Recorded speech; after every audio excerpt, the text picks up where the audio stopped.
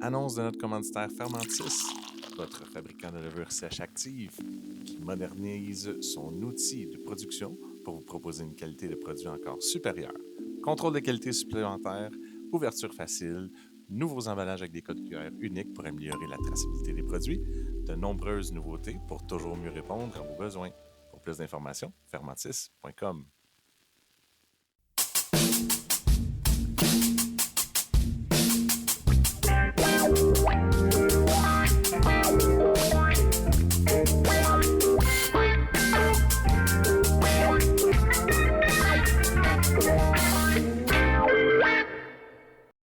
Ok, super. C'est là que ça commence. Voilà. Santé, mon brave. Santé. Hey, ça commence avec un chin d'eau et de bière. Exact. Allô tout le monde, bienvenue à tes podcasts. Content d'être chez Melon. Hey, ça fait longtemps. Hein? Oui. En plus, one-on-one. Mais ça, c'est jamais arrivé. Avec... présente-toi donc, pendant que je te touche. J'adore. Bon, c'est Alexandre Brossard-chef chez Melon à Montréal. Bienvenue sur le podcast en Merci. solo. Oui, c'est la première pour moi. Ça fait peur. Je fais peur? Oui, t'es intimidant. Voyons, je suis loin de l'intimidation dans ma tête. Là. Wow. Hey, Melon, plein de fois, on en a parlé sur le podcast. J'ai la chance de fêter l'anniversaire du podcast ici. Mais là, au fil des années, je voulais jaser Melon parce qu'il y a un événement qui s'en vient. Puis j'aime beaucoup l'espèce de trajectoire que Melon a pris au fil des années avec l'espèce de l'inspiration beaucoup allemande qui arrive sur le tas de Bamberg, des voyages que vous avez faits. Je trouve ça le fun de voir vous développer. Pas juste comme hey, on te présente une nouvelle brasserie comme ça a été fait longtemps. Puis là, c'est comme où est-ce que vous allez, qu'est-ce que vous voulez faire. On savait que les lagers étaient dès le départ, c'est quelque chose que vous vouliez faire. Mais là, d'aller vers vraiment le style à 100 000 à l'heure, de l'amener, puis de ne pas avoir froid aux yeux, puis de tenir son bout, de le faire, de côté liqueur, d'avoir des liqueurs à toutes les sauces, je dirais, à toutes les fûts qui ont des liqueurs maintenant, ou même sinon, c'est d'autres... comment t'appelles les autres tapes qui sont pas liqueurs? Ils s'appellent des Lever Swing. Lever Swing? C'est sensiblement le même principe qu'un liqueur, mais la plus grosse différence, c'est que ça dégaze vraiment moins la bière. OK. Si tu veux, on peut en rentrer plus en détail tantôt, là, mais Ouais. C'était... En buvant une LS qu'on a sortie l'année passée, j'étais assis exactement où est-ce qu'on était assis, puis je regardais, je pense que c'était Jasmin qui servait les bières à la perfection comme il le fait toujours, mais je le voyais servir une LS avec le liqueur. Il faisait le service au liqueur parfait, mais moi, je voyais ça, puis je trouvais ça contre-productif parce que on essaie de travailler les textures d'une LS différemment qu'on travaille les textures d'une Pils Check, mettons, d'une Svetli Jack, puis là, on défaisait un peu ça en le servant sur un liqueur qui va créer quelque chose de plus crémeux, alors qu'on voulait quelque chose de plus mordant, de garder la bulle. Dedans, on travaille fort pour garder la bulle en fermentation en faisant du spoonding. Là. Donc, on garde le gaz de fermentation pour gazer la bière naturellement. Puis on venait défaire ça avec le liqueur. Fait que c'est à ce moment-là qu'on s'est muni de robinets différents pour nos lager tchèques, puis de liqueur pour nos lagers, l'inverse. Robinets différents pour nos lagers allemandes, puis de liqueur pour nos lagers tchèques. Puis là, on a fait cette distinction-là. Fait que ça se voit, maintenant, tu vois quelles bières sont allemandes, quelles bières sont tchèques, juste par le robinet qu'on utilise. C'est très cool de prendre le souci du détail, mais qui amène au fait que on a, tu veux dire, ayant vendu de la bière tellement longtemps dans les puis on s'entend que de le servir au refus ou de l'avoir en canette, ça a toujours été différent à certaines nuances. Mais j'ai souvent dit aux gens qu'en Amérique du Nord, on gazifie trop nos bières, mais d'aller toucher à ça justement, puis de dire non, on veut gazifier notre bière naturellement, puis on veut pas aller jouer sur ces bulles-là. Quand tu offres cette bulle-là, c'est celle-là que tu travailles. Fait que le travail n'est pas juste dans la bière, dans la précision, mais aussi dans la bulle que tu vas offrir dans le contenu. Oui, effectivement. Mais nous, c'est juste parce qu'avant de faire le voyage en République tchèque et en Allemagne, on était très concentrés à tout ce qu'on fait dans les cuves, puis comment la bière, on veut qu'elle soit parfaite et tout. Puis après ça, le service en avant, on avait mis des liqueurs partout parce qu'on aimait le service que ça faisait, on aimait la mousse que ça donnait, mais on n'avait pas réfléchi plus loin au style de bière qu'on servait. On avait mis des liqueurs, puis c'était ça qu'on servait toutes nos bières avec. Puis après ça, on s'est rendu compte qu'on travaillait tellement fort de faire la bière d'une façon en arrière. On n'approchait pas du tout, surtout en revenant du voyage encore plus, on n'approchait pas les lagers allemandes de la même façon qu'on approchait les lagers tchèques. Puis on trouvait que le service devait représenter ça. On avait déjà l'équipe en avant fantastique pour vendre les bières ou les expliquer de toute façon possible. Puis là, en plus, on leur a donné les outils pour les servir exactement de la façon qu'on les brasse. Fait que c'est comme, il y a comme vraiment le lien qui s'est fait entre les deux, puis on trouve ça important que chaque étape du brassage à la bière qui est mise dans le verre soit différente. C'est pour ça qu'on a des shop-ins pour les bières allemandes différentes, des shop-ins pour les bières tchèques, puis tout est pensé de cette façon-là. On a des robinets différents pour les saisons, des robinets différents pour les L, des robinets différents pour les IPA, parce que chaque bulle est travaillée différemment en arrière, puis on veut qu'elle soit servie différemment en avant. Fait que, tiens, en bout de ligne, la personne qui boit la bière, elle n'a pas idée de ce que tu fais en arrière, à moins qu'elle vienne voir ou que tu lui expliques. Elle, ce qu'elle a, c'est le verre dans ses mains puis la bière qu'elle boit ensuite. Donc, on voulait que l'expérience sur toute la ligne représente cette peut-être obsession qu'on a, mais... Ben, je pense que c'est un respect au produit. Ouais. Pas juste une obsession, je pense que c'est un respect de toute la ligne est là, puis je pense que c'est ce qui fait que vous êtes vous, puis c'est ce qui fait aussi la différence d'une place à l'autre. Je pense que c'est ce qui vous amène autant cette espèce de... Oui, c'est perfectionniste, mais c'est important d'aller chercher ce respect-là pour dire, regarde, je veux que tu boives quelque chose que j'ai travaillé dessus tellement fort. Puis pour amener ça avec les voyages et tout, vous avez aussi été voir d'autres mondes qu'en Allemagne, puis vous êtes tombé amoureux d'une autre microbrasserie à Toronto.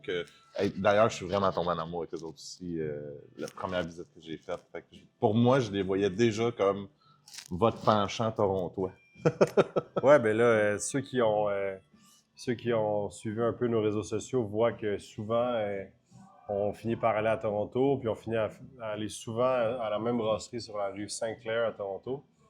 Puis en fait, on allait faire une collab à Toronto avec Bird Duck. Puis en route vers là-bas, Dave et moi, on était dans l'auto, puis on a dit, hey, on s'est prévu une journée de plus pour aller voir les brasseries qu'on connaît, là, Bellwoods, Blood Brothers et compagnie, mais Godspeed évidemment. Puis on a dit, mais il y a une brasserie qu'on s'est fait recommander par l'équipe de Godspeed qui était venue un mois avant, puis ils nous ont dit, tu sais, toutes ces places-là, tout le monde les connaît, mais il y a une place peut-être un peu moins connue, plus jeune, qui est ouverte il n'y a pas très longtemps, puis eux autres, on pense qu'ils font parmi les meilleurs lagers d'Ontario, on vous conseille d'y aller. Fait qu'on leur a écrit sur Instagram en route vers là-bas, on a écrit à True History. Puis ils ont dit, ben oui, on est là, venez nous voir, on est arrivé. Puis finalement, on devait juste aller prendre une bière, discuter. On est resté des heures là-bas. Puis on allait souper avec Matt, le brasseur propriétaire de Burdock. Puis finalement, ben, il a dit, on va pas venir te rejoindre, toi viens nous rejoindre parce qu'on bouge pas d'ici. La bière est trop bonne, le monde est trop nice. Clairement. Fait qu'il est venu nous rejoindre, on est resté encore plus longtemps, puis finalement, on est allé souper après. Puis Dave et moi, tout le long qu'on était là-bas, puis sur le chemin du retour, on a dit, leurs bières sont extraordinaires, la mentalité, comment ils parlent. Ces deux personnes, ils ont exactement notre âge.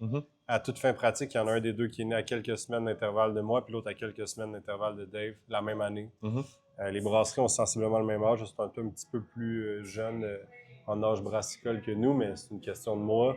Ouais, eux, ça a été début pandémie qu'ils brassaient en quelque part. Ils brassaient à contrat. Fait qu'ils ont ouvert un peu avant Melon, mais physiquement sur place un peu après. Exact. Puis les liens étaient énormes. Eux autres, ils font pratiquement que de la lager, là, sauf leur There's always money in the banana stand. Fait que ils font une bonne Hefeweizen aussi. Exact, mais c'est celle-là.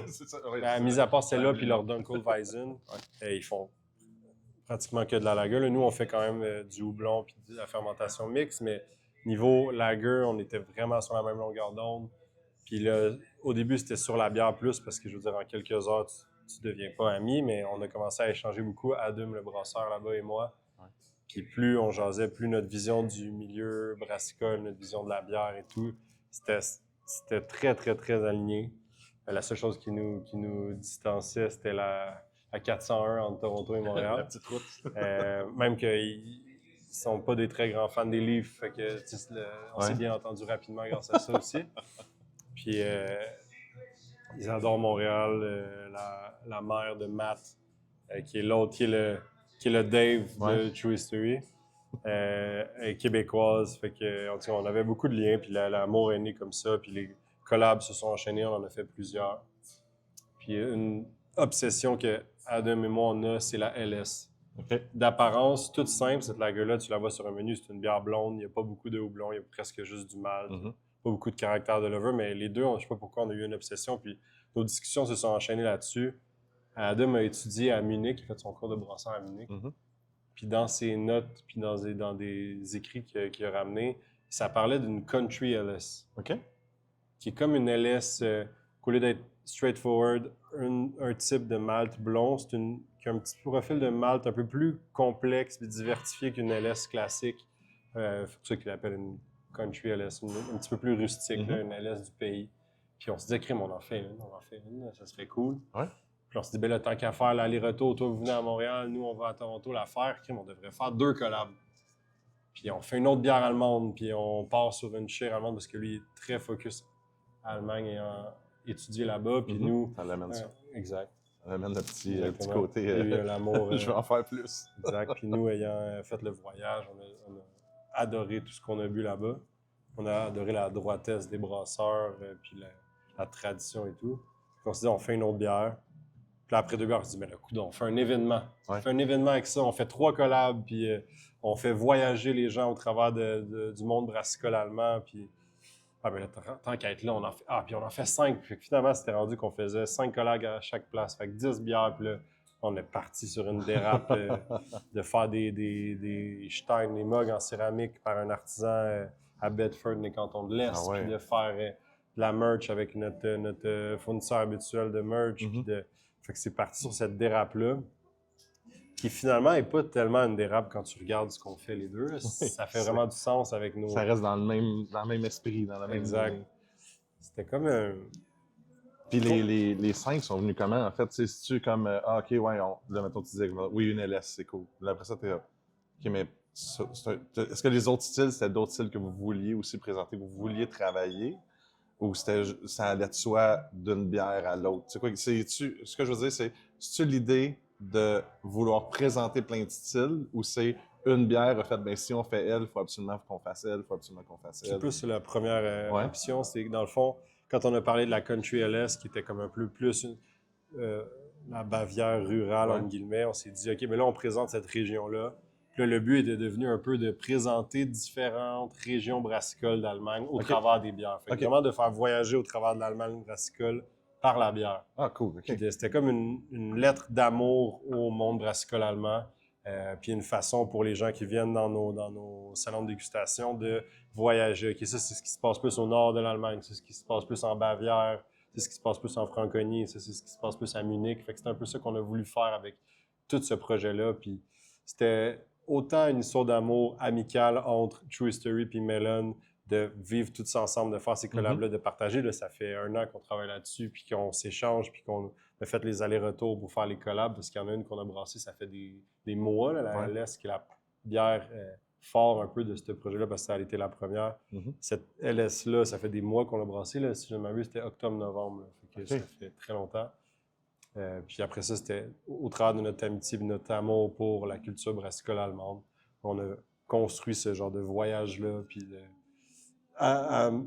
de ce que l'on sait, en tout cas, on n'a jamais entendu parler de 2 brasseries qui font 10 collabs, puis qui font un événement à chaque place pour présenter. Puis c'est un peu ça qui nous a fait capoter en Allemagne, puis qu'on trouve très cool avec ce projet-là, c'est que tu peux aller, par exemple, en Franconie, tu rentres dans une brasserie, on sait qu'il y en a des centaines de brasseries là-bas, tu rentres dans une brasserie sur une rue, tu rentres, tu prends leur Lagerbier, tu tombes en amour avec cette bière-là, tu dis que c'est la meilleure bière que tu as bu.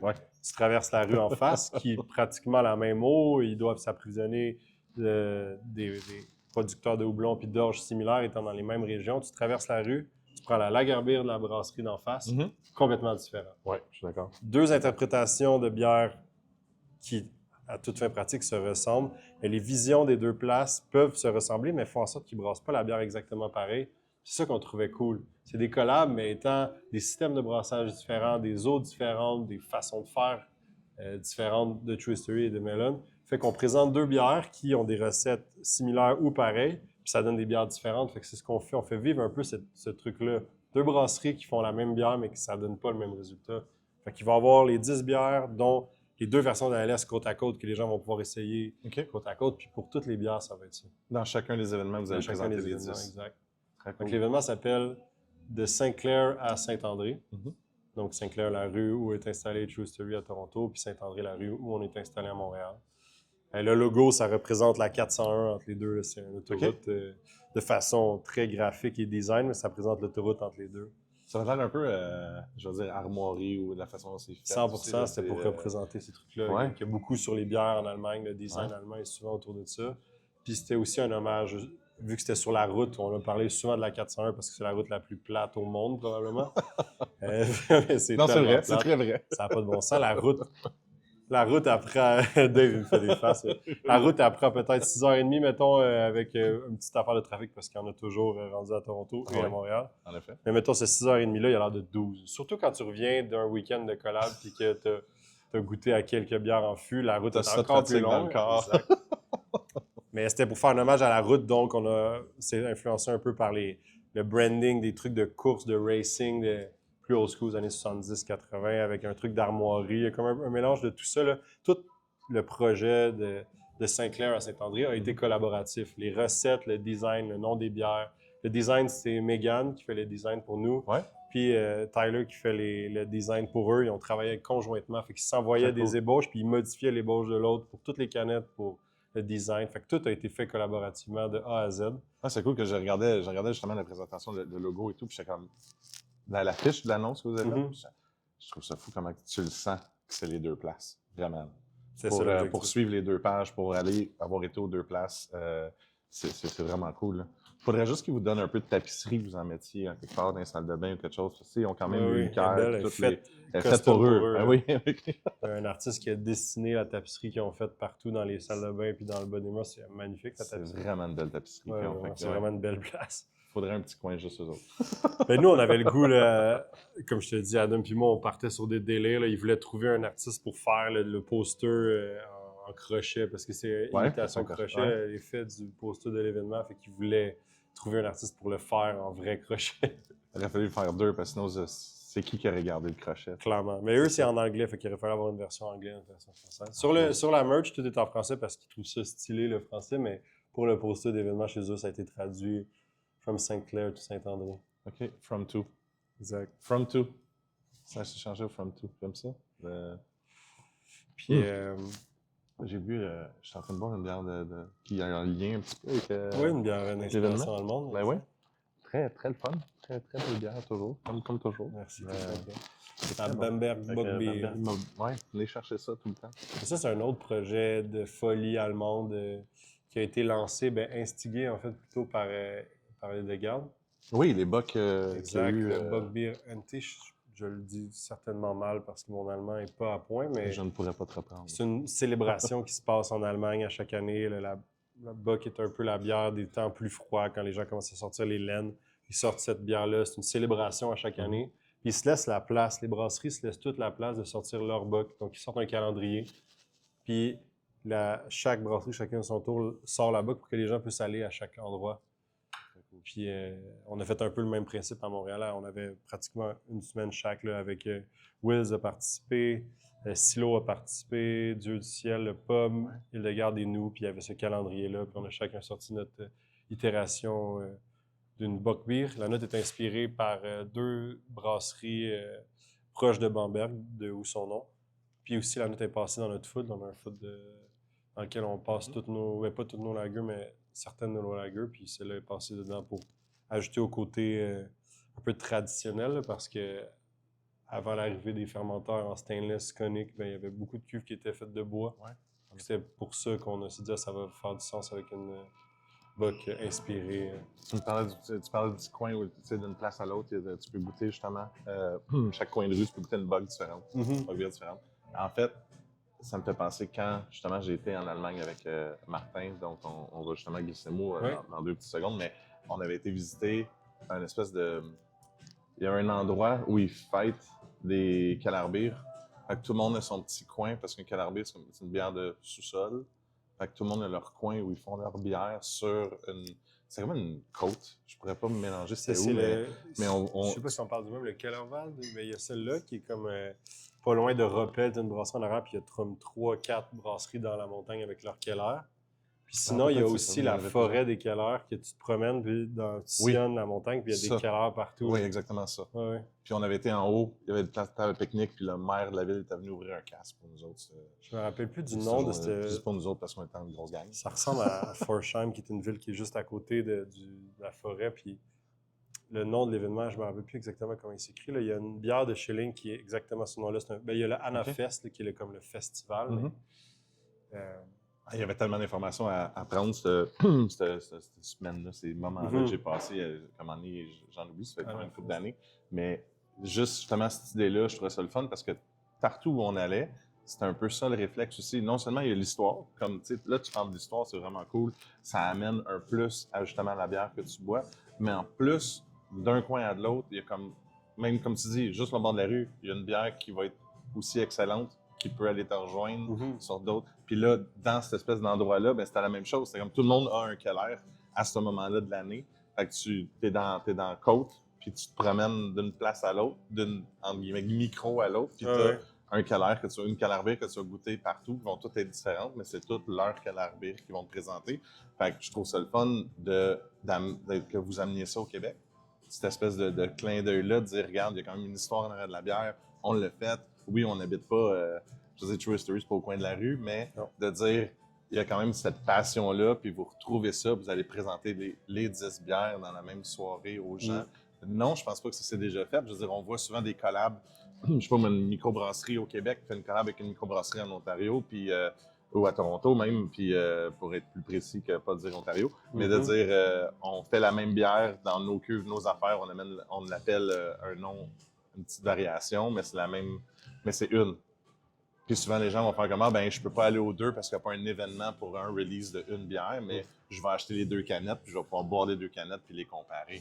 Mais l'événement que vous créez, c'est vraiment l'événement qui est vraiment typique, je trouve, allemand, qui est comme on va aller sur place, puis on va les goûter sur place, puis on va avoir le Stein ou c'est un Mass ou c'est un Stein vous avez fait? C'est un Stein. C'est un Stein? Ouais. Mass, ça aurait été... Ah non, c'est Atelier Tréma à Bedford qui les fait, puis à ma connaissance, ils font pas encore de masse. Non? OK. Prochaine étape, 1 litre, guys. Mais c'était ça l'objectif, là, c'était vraiment...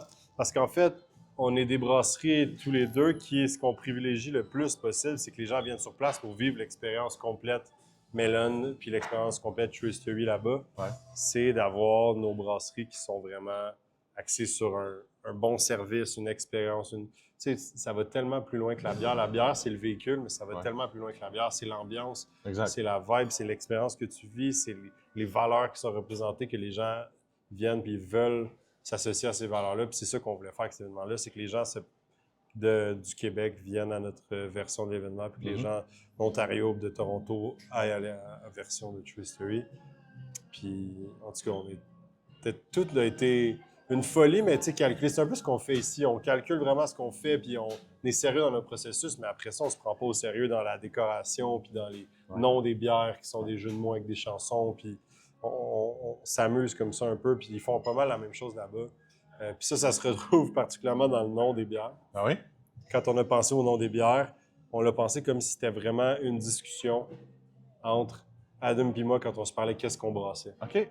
Ah, c'est cool, ça. Ouais, ben c'était un peu une folie, mais c'était pour vraiment montrer comment ça s'est passé dans nos têtes, le développement de ces 5 recettes. Donc, il y a évidemment la LS, la le LS. point de départ, ouais. Puis la discussion a été littéralement as-tu déjà brassé ça, toi, une Country LS ou une LS du pays? Non? Ben OK, on en fait une. C'est ça le nom de la Country LS.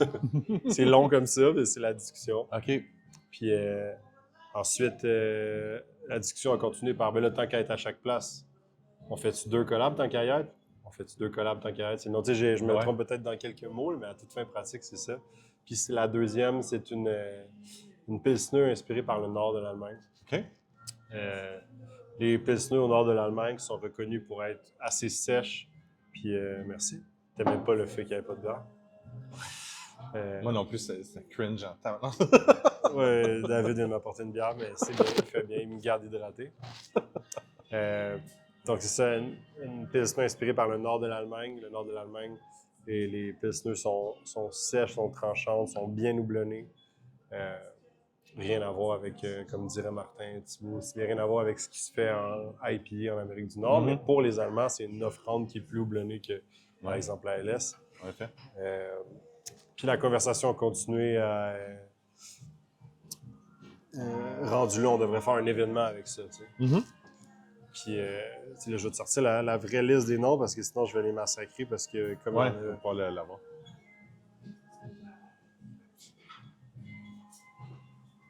Mais la discussion a continué, on devrait faire un événement. Puis on a dit, lui, il n'est jamais allé en Franconie pour sa part, même s'il a étudié là, mais il est passionné par la culture là-bas. Puis nous, on est passionnés par ce qu'il a goûté. Donc la 3e bière est une Lagerbier inspirée par la Franconie. Tu es en train de me dire qu'il va falloir qu'on fasse un podcast en Franconie avec Adam? Il va falloir. OK. OK, on le fait. Guys, envoyez de l'argent, on a besoin d'un budget pour partir en Franconie pour votre podcast. Santé pour Santé. À ce projet. Mm-hmm. À votre beau projet. Puis, non, je parlais du projet de podcast. Ah oui, aussi ça, oui. Oui. Puis ensuite, on s'est dit, on a fait Country LS qui est comme la Bavière. Ensuite, on a fait le nord de l'Allemagne avec la Pilsner. Après ça, on est allé faire vraiment la Franconie au complet. Puis après ça, on a dit, en Franconie, il y a Bamberg qui est reconnu pour un style de bière qui se fait peu ou pas ailleurs, puis qui sont pas mal les pionniers de ça, puis les Gaulois qui n'arrêtent jamais. Oui, qui n'a comme pas été influencé par tout le monde extérieur. Ben, autant au point de vue, quand tu vas là-bas, architectural, tu as l'impression qu'il n'y a rien qui a bougé depuis le début du 20e siècle ou avant, puis que c'est comme figé dans le temps. Puis on sait ce qui s'est passé là, début du 20e siècle. Comment ça se fait que ça n'a pas été détruit ou ça n'a pas bougé, mais ils ont été comme épargnés par ça. Mais la bière aussi, tu te dis, OK, je peux m'imaginer qu'ils buvaient ça il y a longtemps. Donc on a fait une range bière inspirée par ce qui se brasse à Bamberg. Mm-hmm. Puis finalement, on a fait une LS qui est comme pas mal la bière fort de Munich. Mais là, on le faisait en mode country LS du pays. Donc Munich n'était pas représenté. On s'est dit, qu'est-ce qui se brasse beaucoup aussi à Munich? Il y a les Dunkel. On a fait une Dunkel inspirée par Munich. Puis je pense que c'est la bière qui se distingue le plus entre nos deux approches. Ah oui? Adam, ayant étudié à Munich, est très conservateur dans sa façon de la brasser. Il la veut comme ils la font là-bas, qui est vraiment carré aux dates, malté. Pas caramel, mais pas loin. Okay. Puis nous, ce qu'on aime d'une Munich, pas d'une Munich, mais d'une Dunkel, c'est ce qu'on a bu en Franconie, qui étaient des Dunkel plus roasty, un peu plus proche de genre une brown ale. Mm-hmm.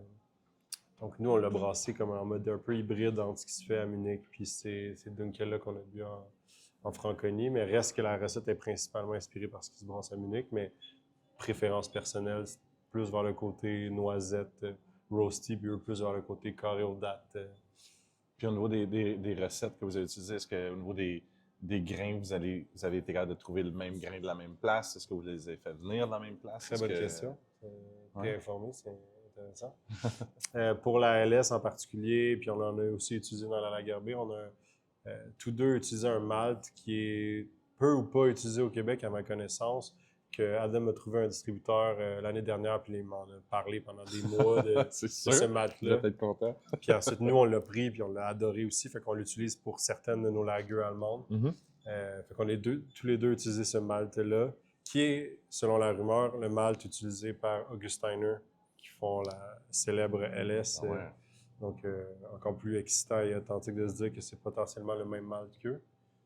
Puis celui-là, on l'a utilisé dans plusieurs de nos bières. Lui a même utilisé ce malt-là, de cette malterie-là, des maltes Vienna et Munich dans d'autres de ses bières. OK. Puis sinon, pour le malt fumé, pour les autres bières fumées que nous, on a fait ici, on utilisait le Beechwood Smoke Malt de Wehrmann, qui est très, très nice. OK. Puis qui rappelle beaucoup les odeurs traditionnelles de malt fumé. Mais là, pour cela, on essaie d'avoir une petite touche, puis on essaie d'aller un petit peu plus loin. Fait que Adam a un contact d'une malterie qui a souvent pris cette malterie-là fait pousser le malt sur sa terre. Après ça, il y a un grand programme de différents types de bois pour fumer son malt avec différents types de bois. Okay.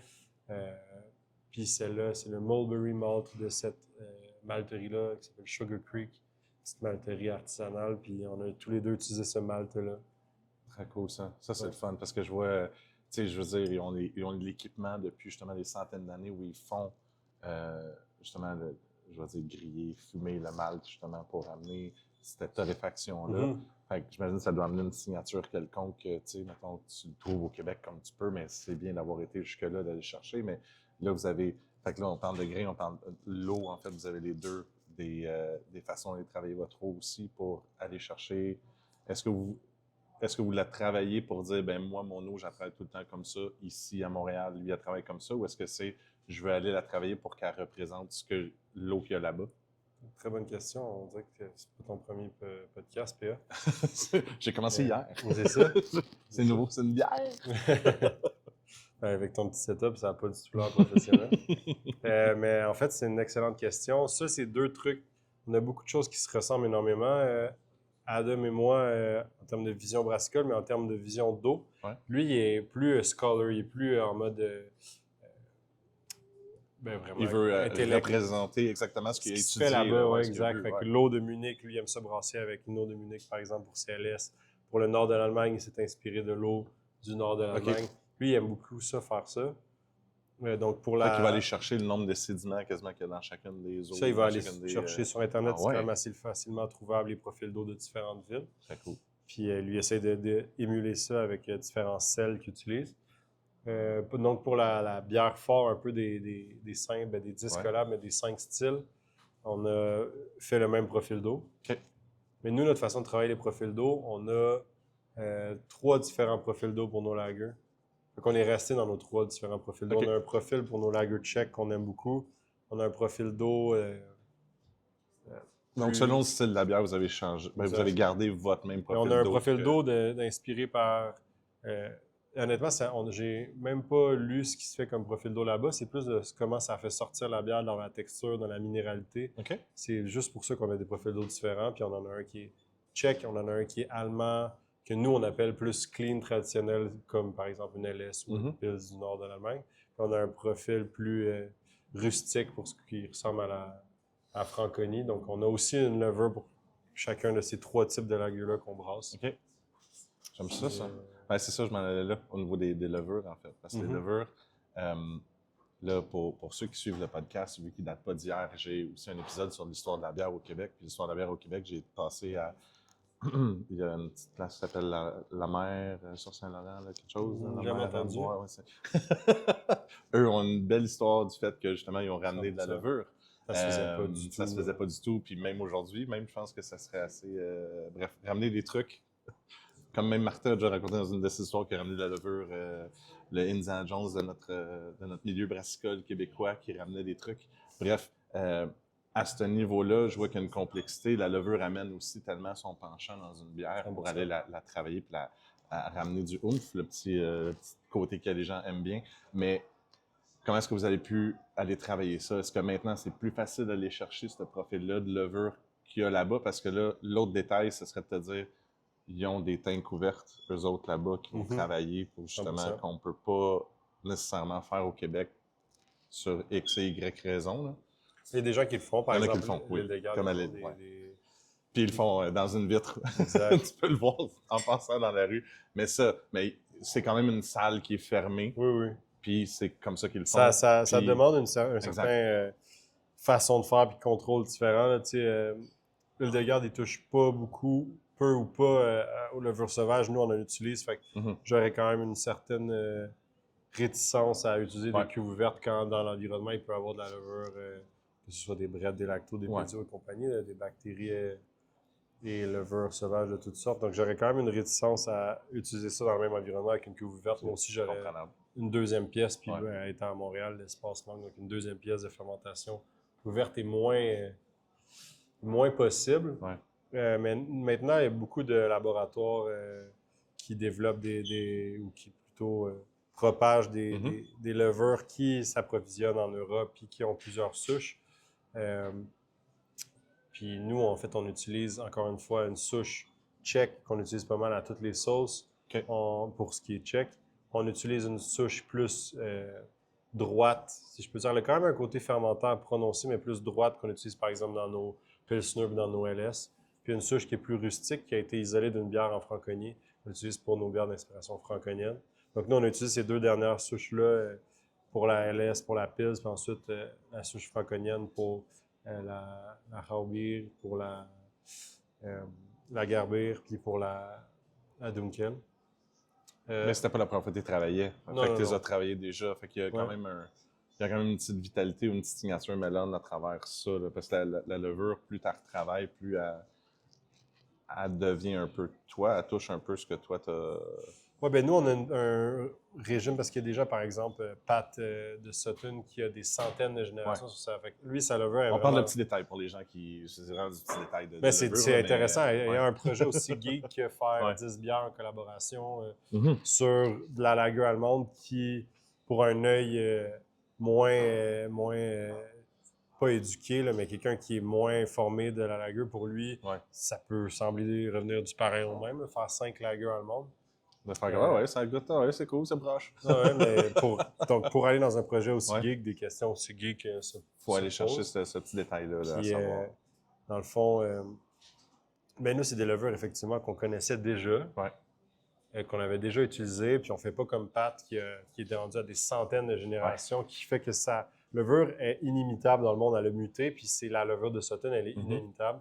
Nous, ce qu'on fait, on a un régime qu'on conserve 4 générations, puis après ça, on la change. Simplement parce qu'à force d'avoir brassé avec les souches qu'on a fait isoler chez des producteurs de levure, fait qu'ils tiennent la levure pour nous. OK. Puis quand on a besoin, ils nous la sortent. Fait que c'est vraiment nos levures à Très nous. cool. Là. On leur a donné des noms, puis ils sont OK. bankés, qu'on appelle. Fait que t'as comme vu qu'au niveau de 4 utilisations, là, Mais le profil rustique Ouais. fermentaire qu'on aime, parce que nous, OK. honnêtement, une chose qui se fait beaucoup en Amérique du Nord, puis à Munich, c'est un peu la même chose, mais les lagers doivent être droites, pas unilatérales, mais pas loin de. Le profil fermentaire doit être très clean, très droit, puis c'est bien correct. Puis on en fait des fois des lagers comme ça, mais chez Mellon, en général, les lagers sont très caractériels. OK. On aime le côté fermentaire. S'il y a du soufre, ça ne nous dérange pas du tout. On aime qu'on l'aime. Le soufre, c'est une des raisons pourquoi on fait du spoonding, le principe de fermer les vents de gaz de la fermentation pour conserver le gaz qui voudrait s'échapper dans la bière. Ça conserve aussi ces arômes-là qui pourraient être évacués. Le soufre, il y en a beaucoup en fermentation qui se fait chasser. En fermant aval puis en conservant ça, tu l'incorpores dans la bière de façon plus permanente. Nous, on aime ça. On aime ce côté-là fermentaire, très typé, très caractériel, puis on s'en cache pas. C'est quelque chose qui fait une différence dans nos bières. Puis on le veut, cela, puis on s'est rendu compte qu'après 4 générations de levure, il descendait, puis on en avait moins. OK. Fait que des fois, on planifiait en fonction de qui on veut une bière plus clean, mais on va peut-être la faire en 5e génération de cette levure-là. OK, comme ça. Fait qu'on brassait, par exemple, une Lagerbier, une autre Lagerbier, une Callerbier, peu importe. Plus ça avance dans le temps, plus tu vas chercher la. Puis à la fin, quand la c'était recette super clean, entre guillemets, Ouais. mais là, on pouvait peut-être faire une LS à ce moment-là. Puis OK. le profil fermentaire était moins développé, puis ça donnait plus vrai par rapport au style de ce qui habituellement sont plus droites et uniformes dans leurs arômes de fermentation. Puis là, ça, c'est ton côté à toi. Le côté à Adam, chez True History. Est-ce que vous avez été jusque-là à essayer de travailler avec la même levure ou est-ce que lui avait justement sa signature pour. Ben, ça a été une discussion qu'on a eue. Est-ce qu'on prend la même levure? Puis Ouais. on a décidé de ne pas le faire parce qu'on a tous les deux, dans notre tête, on a l'impression que ce qui fait une signature de nos deux endroits. Que vous avez la meilleure. Puis là, vous vous êtes chicané. Pas du tout, pas du tout, pas du tout. Non, on a l'impression, chacun de notre côté, que c'est ce qui fait un peu la signature de notre endroit, c'est les souches de levure qu'on utilise. Puis on voulait représenter que deux brasseries l'une en face de l'autre peuvent avoir sensiblement la même eau parce que peut-être que ça vient du même puits, sensiblement le même malt parce que peut-être que ça vient du même producteur à deux terrains plus loin, le même houblon parce qu'on est dans la même région. Mais leur levure qui conserve de génération en génération dans les familles, ça arrive souvent comme ça, complètement différente. Fait que c'était une chose qu'on voulait conserver. On voulait montrer que la levure a une grosse incidence, puis on voulait garder cette différence-là. Très bonne idée. J'aime ça comme idée. Puis tu parlais des levures, mettons, que vous gardez aux endroits où vous les gardez. Est-ce que c'est, là c'est moi qui se demande, est-ce que c'est comme copyright puis il n'y a pas d'autres brasseries qui pourraient la demander? Ou est-ce que toi, il faut t'approuver? Il faut que j'approuve. Par exemple, Olivier de Garde est la personne qui nous a beaucoup montré que ça se faisait là, à la base. Puis c'est bien correct. Là. Il y a tellement d'affaires à se poser comme question quand tu possèdes une brasserie, d'un taproom. Tu as millions d'affaires sur lesquelles tu te poses. Fait que fois, tu te dis, cette levure-là est disponible, j'apprends, puis that's it. C'est bien correct. Puis on l'a fait pendant longtemps. C'est pas toutes les brasseries qui ont une place pour le microscope et tout, là, qui ont un labo à l'intérieur. Là. Ouais. Puis Olivier nous a pas mal ouvert les yeux là, que ça se fait. Puis en fait, si tu voyages et que tu goûtes les levures là-bas, tu te rends compte que c'est pas unilatéral partout. Eux, ils ont des différences, des variantes. Et Olivier nous a ouvert les yeux là-dessus. Puis on a commencé à faire isoler, puis à trouver des levures qu'on aimait, puis à aller chercher, puis à faire des catalogues de levures. Puis c'est un peu ça. Puis non, tu peux pas appeler le laboratoire et demander « je veux tel lever », ils vont peut-être m'appeler dire « est-ce que c'est correct si on leur envoie la lever ». OK. Ah, quand même, c'est super intéressant. Ouais. Merci, plein de belles informations. J'ai dit qu'on reviendrait à Martin parce que j'ai vu que, je sais pas comment c'est, mais j'imagine Martin qui informe beaucoup de brasseries au Québec, puis qui aide beaucoup de brasseries au Québec pour des voyages en Allemagne, justement, avec son ami Stéphane. Merci, Stéphane, qui est un amour, d'ailleurs. On a une bière nommée à son nom, d'ailleurs. Oui, c'est vrai, vous avez ça. Donc, ça allait de soi, parce que j'ai vu son post qui disait justement qu'il vous a créé un petit pamphlet, Oui, exact. Ouais, ça, je trouve ça super le fun qu'il y ait eu ce plaisir-là de pouvoir construire un outil qui peut être super intéressant, parce que c'est aussi quelque chose qu'on perd avec le temps, mais j'essaie de penser au temps que j'étais au biérologue, puis David avait créé, il appelait ça son passeport. En fait, c'était, tu vas dans une brasserie, puis souvent, on voyait des gens qui notent les bières avant l'avenue des applications, puis autres, là, d'écrire sur papier, puis d'avoir un petit quelque chose que tu peux lire, savoir, puis au moins, c'est une petite information palpable qui est le fun à avoir. Puis, ben, j'imagine que c'est quelque chose qui va être offert aux gens, ou vous allez avoir sur place samedi, le 28. Le 28 février. À partir de midi. Exact. Voilà. L'idée avec ça, c'est qu'en fait, bon, comme on sait, c'est un projet qui est quand même assez geek. Là. C'est assez... c'est un trip de bière allemande, de visiter les... Fait que c'est assez geek, mais on trouvait qu'il y avait un côté... Je veux pas sonner pompeux en disant ça, mais il y a quand même un côté éducatif, le fun de ce projet-là, de découvrir les régions, les variantes, les styles. Puis on disait qui de mieux placé pour vulgariser tout ça puis partager la passion de la bière allemande que la personne qui a éduqué 90% du Québec à la bière allemande, c'est Martin Thibault, découvreur des bois. Donc pour nous, je l'ai juste approché une journée puis j'ai dit « Écoute Martin, on a ce projet-là qui, si j'y réfléchis 2 secondes, je me dis que c'est un genre de projet que tu trouverais excitant. Là. Des passionnés, puis d'ailleurs, je fais une parenthèse là-dessus, mais quand on est allé en Allemagne puis en République tchèque, Martin est venu ici ultra généreusement. Il a passé un après-midi à nous expliquer la culture, plusieurs choses à faire, à ne pas faire, parce que tu arrives là-bas et tu ne peux pas avoir l'air de... Tu peux pas prendre des photos avec ton flap d'iPad qui pend en dessous. 1, 2, 3. Ils n'ont pas le même 3. Tu sais, t'as-tu dit ça? C'est 1, 2 ou 3. Dans Inglourious Basterds aussi. Oui, c'est vrai aussi. Qui se fait l'espion. Martin, Glorious Bastard. Même combat. Mais il est venu ici, il nous a donné plein d'adresses, puis il nous a tellement excités pour tellement excités pour le voyage. Oui. Donc, quand on a eu ce projet-là qui est venu, on l'a approché, il a dit « Qu'est-ce que t'en penses? » Puis il était comme « Je trouve ça super excitant. C'est en ligne avec tout ce que j'essaie de partager au Québec depuis que je suis allé pour la première fois. Là, ça fait, je sais, 20 quelques années que je suis allé là-bas. Donc c'est ça. Puis j'ai dit, j'ai aucune idée de qu'est-ce que tu pourrais faire dans ce projet-là, mais j'ai ça. On a 10 bières, 2 fois le même style, 1 fois à chaque place. Puis qu'est-ce que tu pensais? Il dit, mais moi, je pourrais prendre ça, puis je pourrais écrire des petits textes qui expliquent un peu le style, les fondements de ça, puis qui expliquent un peu ce que vous avez fait. Puis ça serait fou. Il dit, vous pourriez peut-être faire un pamphlet avec ça. Puis j'étais comme, ben oui. Tu sais, on n'aura pas le temps, ou on aura peut-être le temps, mais peut-être que chaque personne n'aura pas l'explication globale. Fait qu'on va les laisser sur les tables, les gens vont pouvoir consulter ça. On va les garder pour après parce que les bières vont être en fût plus longtemps que juste l'événement. Puis dans le fond, Martin est venu ici encore, tu sais, à quel point il est passionné et généreux. Là. Il est venu ici un après-midi, on a goûté les bières ensemble, on a jasé de bière allemande, on a eu du fun. Wow. Puis il a écrit le petit pamphlet que Tamara a designé. Il est vraiment super beau avec les photos que David avait pris en Franconie puis à Munich. Puis le petit pamphlet, là, c'est super cool. On va commencer à annoncer les bières dans pas très long, puis Martin va... mais au moment où le podcast va être sorti, les bières vont sûrement commencer à être annoncées. Sûrement. Mais Martin va aussi... On est lundi, là. Fait que mettons que les gens l'écoutent, la journée que ça sort, c'est lundi. Fait que c'est 5 jours avant l'événement. Exact. Fait que les gens vont déjà avoir le... Il va déjà avoir une bière probablement d'annoncer. Okay. Puis Martin, en parallèle, va aussi partager un peu ses textes qu'il a écrits pour ça. Puis c'était vraiment un exercice de expliquer puis voir sa vision à lui qui connaît ça mieux que quiconque ici. Donc c'était vraiment juste ça. Puis c'était pour le plaisir. Puis il a sauté dedans à pieds joints. Puis il fait de la magie comme toujours avec sa plume.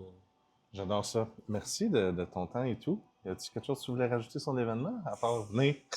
Mais à Mais en part grand nombre. venir, puis si la mi-mars, la 401 et sa platitude vous fait pas trop peur, ben bravez les Oui. 545 km qui Mhm. sont entre Mellon et Twister, puis venez à Toronto. En fond, aux deux endroits, ce qu'on va faire, on va avoir de la bouffe un peu thématique allemande. Ouais. Puis là-bas, ils ont une cuisine installée sur place qui est plus d'inspiration autrichienne, Vienne et compagnie. OK. Mais là, pour cette journée-là, ils vont avoir un petit menu plus spécialité allemande, qui d'ailleurs a été nommé par plein de food bloggers, food critics l'année passée comme un des meilleurs restos à Toronto, qui est à même True History, ça s'appelle Beazle, B-E-I-S-L. Donc, ils vont avoir un menu spécial, ils vont avoir les 10 bières eux aussi, la même merch que nous, on va avoir ici, on va l'avoir là-bas. Très cool. Donc, le 28 février, c'est Ici. chez Mellon, puis le 14 mars, c'est chez True History. Les bières, je suis très, très critique avec les bières, puis là, je peux dire que je suis très satisfait des 5 qu'on a. Puis ça va être vraiment le fun, ça va être un bel événement. Eux, ils vont venir ici, fait que c'est des gens qui veulent jaser avec eux, ils vont être là. Nous, on va être là-bas, fait que s'il y a des gens à Toronto qui veulent jaser, on va être là. Ça va être un très bel événement, ça va être éducatif, mais aussi vraiment le fun, parce qu'un samedi après-midi, passer à la lager allemande, il y a pire que ça quand Je me demande si je vais pas saigner puis aller à Toronto. Je vais la faire. Je vais y penser. Je vais checker ça. On se verra. Nous, on va être là, en tout cas. Ça, c'est des très bons arguments. Tu vas Je trouve entendre du monde parler que tu français. tords un bras tellement. On va être Merci. là, puis on va manger beaucoup de bouffe de Beazle parce que c'est hallucinant la bouffe. Ouais, good. Aussi bon que la bière qui se brasse. Merci de ton temps. Merci Merci de à créer toi. des événements comme ça puis d'amener cette passion-là. On le fait par passion, puis Ça se sent. on le fait parce que pour nous, une brasserie, c'est tellement plus que la bière, c'est de l'expérience, c'est une vibe, c'est un endroit qui représente un peu toute cette communauté-là qu'on essaie de créer. Fait que ces événements-là, on les fait parce qu'on veut faire vivre cette communauté-là. Puis c'est ça qui se passe dans les brasseries en Allemagne. C'est très beau, très louable. Puis je souhaite succès à ce petit moment-là. Puis j'espère plusieurs autres succès comme ça. Merci. Merci. Santé. Santé.